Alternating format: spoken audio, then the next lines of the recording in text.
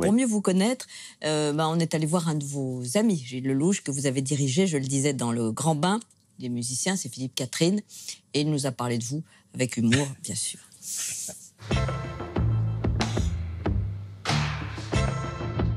Je pense, à mon avis, qu'il écrit un autre film et qu'il a bien envie d'enchaîner. Hein. Oh, bah, c'est pas trop le genre à avoir la grosse tête, au contraire. Quant aux chevilles, c'est, je crois, un de ses points forts dans son anatomie. Gilles, c'est un musicien, ça se sent. J'ai observé que sa musique de prédilection était plutôt une musique de rythme. Dr. Dre, enfin, il y avait beaucoup de choses comme ça. Si on regarde le Grand Bain, il y a parfois des influences américaines, même jusqu'à Sergio Leone, hein, dans l'utilisation des ralentis. Alors, je pensais aussi à Sautet, des choses de la vie d'ailleurs, dont il a utilisé la musique pour une scène qui n'a pas été gardée au montage, mais il nous avait fait jouer sur cette musique. C'était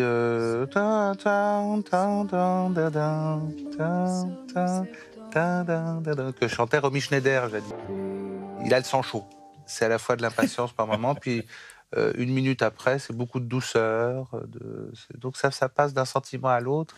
C'est très jouissif à observer. Je t'ai demandé quelque chose? Je voulais juste vous aider. Garde tes mains pour te gratter le cul. Va rejoindre tes potes. Vous avez le sang chaud sur un plateau de Je tournage. suis un peu impulsif, ouais. Ah non, oui. mais il a totalement raison. En fait, je suis très impatient. J'ai un problème de patience énorme. Mais il fallait pourtant en avoir avec ces acteurs que vous avez dirigés, de Guillaume Canet à Benoît Poelvoorde. Benoît Poelvoorde, surtout, oui. Oui, c'est ça. Mais en même temps, c'est l'avantage des inconvénients, c'est que j'ai eu des grands artistes, des gens très généreux, notamment Philippe Catherine, notamment Benoît Poelvoorde, qui sur un plateau vous amènent une joie, une fraîcheur. C'est pas là-dessus que je criais, non, c'était sur mes impatiences à moi, que les choses étaient trop lentes. Mais oui, non, par contre, j'ai pas de rancœur, donc ça dure pas longtemps. Et on entendait que vous faisiez entendre une musique à vos acteurs pour qu'ils jouent une scène. Ah oui, alors c'est une scène qui a été coupée au montage, que je vais mettre parce que je vais essayer de faire une version longue pour le DVD.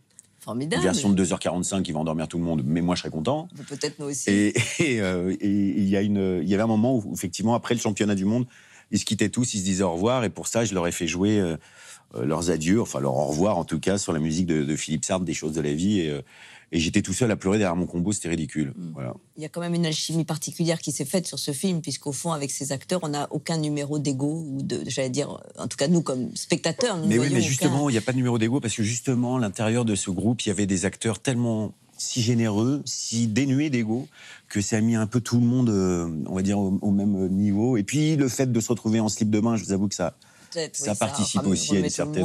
à un même niveau... manque de sérieux, on va dire. Relative modestie. C'est Marina Foïs qui soulignait votre générosité, votre envie de protéger, d'être comme ça dans la vie, et aussi avec vos acteurs sur un plateau. Oui, parce que moi, j'adore vivre en collectif, j'adore vivre en meute, j'adore être effectivement... J'adore la chaleur des autres, voilà. Mais certainement parce que j'ai pas beaucoup de talent, moi, dans la solitude. Je suis pas quelqu'un je dois avoir une vie intérieure finalement totalement nulle. Donc j'ai besoin. Non, mais je veux dire, j'aime vivre en compagnie des autres. Oui, c'est quelque chose qui me plaît, qui me va bien. Et donc un plateau de cinéma, c'est pour moi comme un grand week-end qui n'en finirait jamais. Et j'adore ça.